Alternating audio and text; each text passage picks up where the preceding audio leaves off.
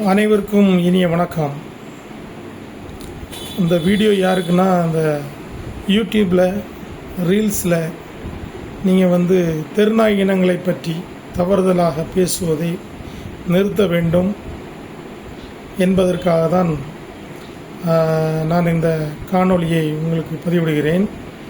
காரணம் என்னவென்றால், இந்த தெருநாய்கள் எனப்படக்கூடிய ஒரு இனம் மனிதனை நம்பி காட்டிலிருந்து நாட்டிற்குள் வந்ததாக வரலாறு கூறுகிறது. காட்டிற்கு சென்ற மனிதன் ஊரில் வரும்பொழுது இந்த நாய்களை அழைத்து வந்து விட்டான். இந்த நாய் இனங்கள் காட்டில் இருக்கும் பொழுது அது ஒரு வேட்டையாடக்கூடிய ஒரு மிருகமாக இருந்தது. அது இப்பொழுது நாட்டிற்குள் இப்பொழுது பிச்சை எடுத்து கொண்டிருக்கிறது. இதுதான் அதனுடைய கதை. தற்பொழுது உச்சநீதிமன்றம்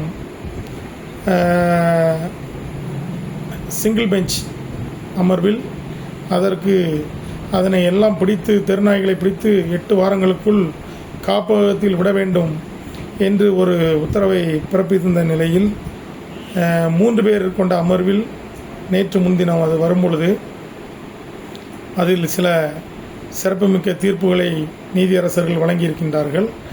அது தெருவில் பிடித்து கொண்டு செல்லக்கூடிய நாய்களை அந்த இடத்தில் கொண்டு வந்து விட வேண்டும். எதற்காக என்றால், நாய்களை பிடித்து செல்வது நிறைய மனிதர்கள் நினைத்து கொண்டிருக்கின்றார்கள். நகர்ப்புறங்களிலும் கிராமப்புறங்களிலும் நாய்களை பிடித்து கொண்டு சென்று கொன்று விடுவார்கள் என்று. அது கிடையாது. அப்படி எந்த நாய் இனத்தையும் கொல்ல முடியாது. அதற்கு நீதிமன்றத்தில் தனியாக உத்தரவுகள் பெறப்பட வேண்டும். அது தவிர அதை பிடித்து கொண்டு சென்று அதனை அனிமல் பெர்த் கண்ட்ரோல் எனப்படக்கூடிய இனப்பெருக்க கட்டுப்பாடு, ரேபிட்ஸ் ஊசி இதுபோன்று அதற்கு செலுத்துவதற்காக அதை பிடித்தால் அதனை பிடித்த இடத்திலே விட வேண்டும். ஏனென்றால், நாய்களை நீங்கள் தவறுதலாக 4-5 கிலோமீட்டர் தள்ளிவிட்டால் அதனால் அது இருந்த இடத்திற்கு அதால் சேர முடியாது. அதனால்தான் உச்சநீதிமன்ற நீதியரசர்கள் அதை பிடித்த இடத்திலே விட வேண்டும் என்று கூறியிருக்கின்றார்கள். அதுபோக பொது இடங்களிலே சாப்பாடு வைக்காதீர்கள். அதற்காக ஒரு இடத்தை அரசு, எல்லா மாநில அரசுகளும் உருவாக்க வேண்டும் என்று சொல்லியிருக்கின்றார்கள். அதுவும் மிகுந்த வரவேற்புக்குரியது. காரணம் என்னவென்றால், ஒரு நகரிலே நாய்களுக்கு சாப்பாடு போடுவதற்கு ஒரு இடத்தை மாநகராட்சி உருவாக்குமானால் அதில் எல்லாரும் மிச்சருக்க சாப்பாடுகளை கொண்டு போடுவார்கள்.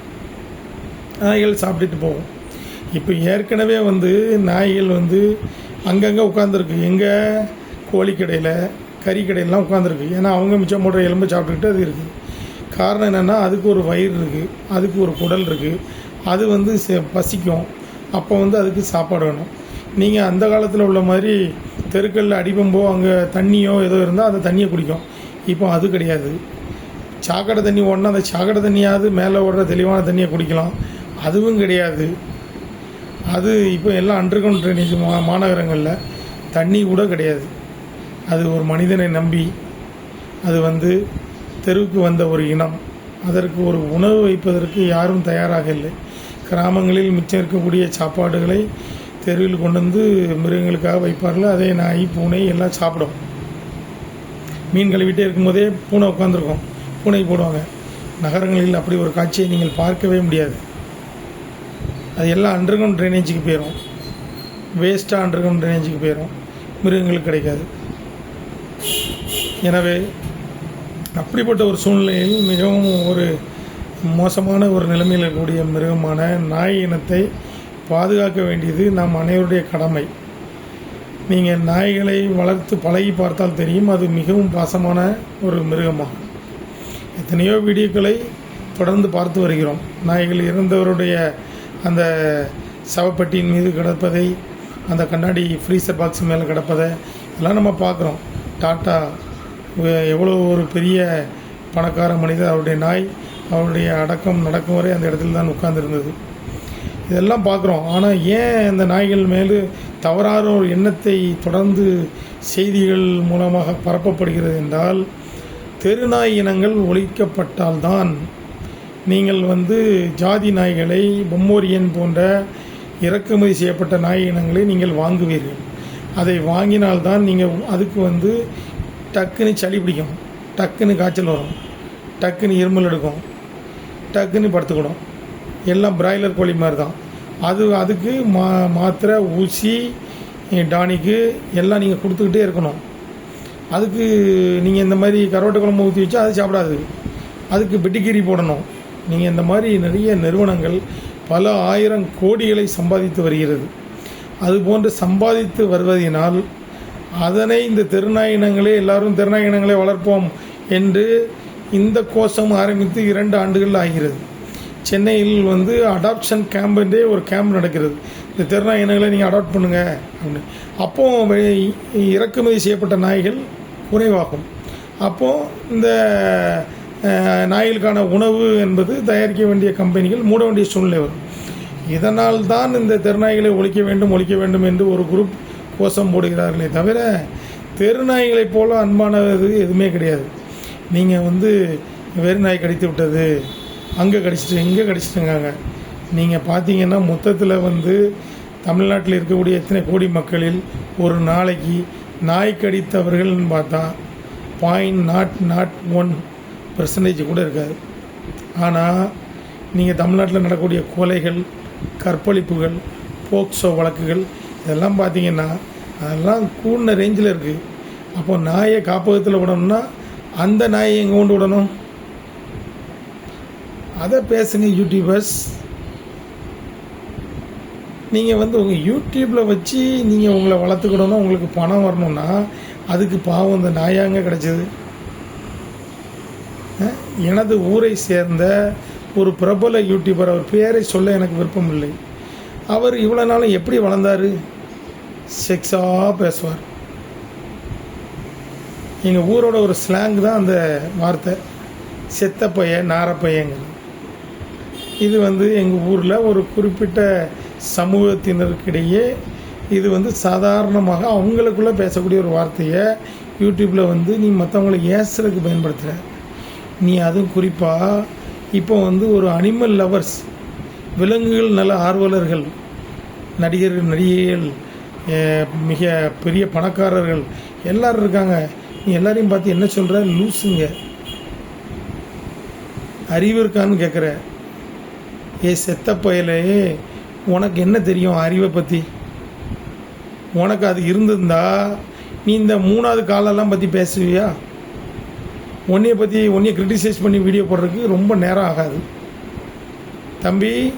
இதுதான் உங்களுக்கு, இந்த வீடியோ தான் உங்களுக்கு கடைசியாக இருக்கும், சரியா? இனிமேல் நீங்கள் மிருகங்களை பற்றி பேசக்கூடாது. அதுவும் உடங்குடியில் பற்றியே பேசுகிறீங்களே. உடங்குடியில் உங்களுக்கு எந்த தெருவுக்கு வரணும்? எந்த தெருவில் நாய் இல்லாமல் இருக்குது? எல்லா தெருவுலையும் நல்லா சாப்பிட்டு நல்லா தான் இருக்குது. நம்ம ஊரில் அழகாக எல்லார் வீட்லேயும் மிச்சம் சாப்பாடெலாம் போடுவாங்க. அதை சாப்பிட்டுட்டு நல்லா மரத்து மூட்டில் நல்லா படுத்துருக்குது, சரியா? தேவையற்ற முறையில் வார்த்தைகளை பேசுனீங்க. நீங்கள் சும்மா என் மகனை கடிச்சிட்டுங்க பாருங்க அப்படின்னு சொல்லிட்டு போயிருந்தா கூட பரவாயில்ல. உங்கள் யூடியூப் ரேட்டிங்கை கூட்டணுங்கிறக்காக வேண்டி எல்லோரும் ஏசுறீங்க, புரியுதா? இதெல்லாம் உங்களோட நிப்பாட்டிக்கிடுங்க. இந்த நீங்கள் இதுக்கு முன்னால் நீங்கள் ஒரு டான்ஸ் ஆடினீங்க, அதுவும் உங்களை வளர்க்குறதுக்கு தான். இதனால் நீங்கள் ஒரு மதத்தை அசிங்கப்படுத்துனீங்க, ஓகே? இந்த ஆட்டம் பாட்டம் கொண்டாட்டத்தை நிறுத்திடுங்க. நீங்கள் விலங்குகள் நல ஆர்வலர்களை பார்த்து லூஸுன்னு சொல்கிறத நீங்கள் கண்டிப்பாக பொது வழியில் மன்னிப்பு கேட்கணும். இது ஏற்றுக்கிடவே முடியாது. நீங்கள் என்னென்னாலும் காட்டில் உட்காந்து லெட்டரை வாசிங்க, கவர்களை பிச்சுக்கிட்டே இருங்க. அப்படி பிரிச்சுக்கிட்டே இருப்பீங்களே, செத்த பையலை செருப்பு அனுப்பியிருக்கீங்களே அப்படின்னு சொல்லுவீங்களா? அப்படின்னு சொல்லிட்டே இருங்க. ஏன்னா உங்களுக்காக கொஞ்சம் ஒரு கூட்டம் இருக்காங்கல்ல, அவங்க தரக்குறைவான வார்த்தைகளை கேட்டுக்கிட்டு இருப்பாங்க, ஓகே? நீங்கள் அதை விட்டுட்டு விலங்குகள் நல ஆர்வலர்கள்லாம் உங்களை மாதிரி தர ரேட்டுக்கு கீழே உள்ள ஆள் கிடையாது. அதனால் அப்படியெல்லாம் பேசாதீங்க. அதனால் அந்த பேசுகிறத நீங்கள் வாபஸ் வாங்கிடுங்க. அந்த பதிவுகளை நிறுத்திடுங்க.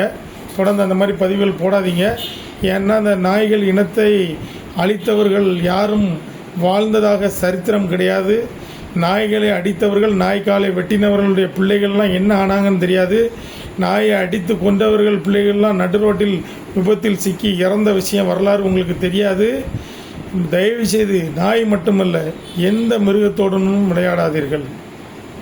தென்காசி போகிற வழியில் ஒரு சின்ன கிராமம் இருக்குது. அந்த கிராமத்தில் ஒரு குரங்கு, ஒரு உண்மையில் நடந்த சம்பவம். ஒரு குரங்கு இருக்கிறது. அந்த குரங்கு அந்த கடையில் போய் இருக்க பாக்கெட்லாம் எடுக்கும். அப்போ ஒரு கருக்கு மட்டையை வச்சு அந்த குரங்கை அடித்து விடுகிறார்.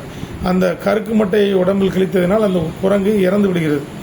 அதற்கு பிறகு அவருக்கு பிறந்த 2 ஆண் பிள்ளைகளும் குரங்கு போல் இருக்கின்றார்கள். இப்பொழுது வரை அவர்கள் உயிரோடு இருக்கிறார்கள். நான் அவர்களை நேரில் சென்று பார்த்திருக்கின்றேன். அதற்கு காரணம் அந்த ஊரில் உள்ளவர்கள் சொல்லுகிறது, இவர் அந்த குரங்கை அடித்தார், குரங்கு இறந்து விட்டது.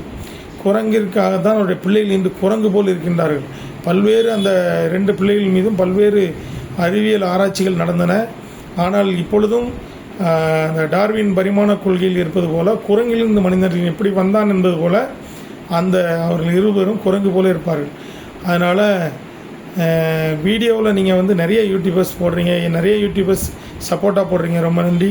ஆனால் எதிர்ப்பாக போடுறவங்க தயவு செஞ்சு அதை நிறுத்திடுங்க. பாவம் சாப்பாட்டிற்காகத்தான் அலைகிறது, அது திருட வருவதில்லை, உங்களிடமிருந்து வேறு எதையும் எதிர்பார்க்கவில்லை, வயிற்று பிழைப்பிற்காக வருகிறது. அதற்கு ஒரு நாள் பிஸ்கட் வாங்கி போடுங்கள், அது உங்களை கட்டி அரவணைக்கும். நீதிமன்றத்திற்கு 3 வயது 4 வயது ஆன குழந்தைகளை கற்பழித்த கயவர்களை கொண்டு வருகின்ற காட்சியை பார்க்கின்றோம், தினமும் பார்க்கின்றோம். அந்த செத்த பயலை விட இது நல்லது தான். மிஸ்டர் செத்த பயலே, தெரிந்து கொள்ளுங்கள் நாடு எங்கே நோக்கி சென்று கொண்டிருக்கிறது, நீங்கள் எதற்கு பதிவு போட்டு கொண்டீர்கள் என்று. எனவே தொடர்ந்து தெருநாய்களுக்கு ஆதரவு கொடுத்து கொண்டிருக்கின்ற அனைத்து நல்ல உள்ளங்களுக்கும் நன்றி பாராட்டி நன்றி தெரிவித்து விடைபெறுகிறேன். நன்றி, வணக்கம்.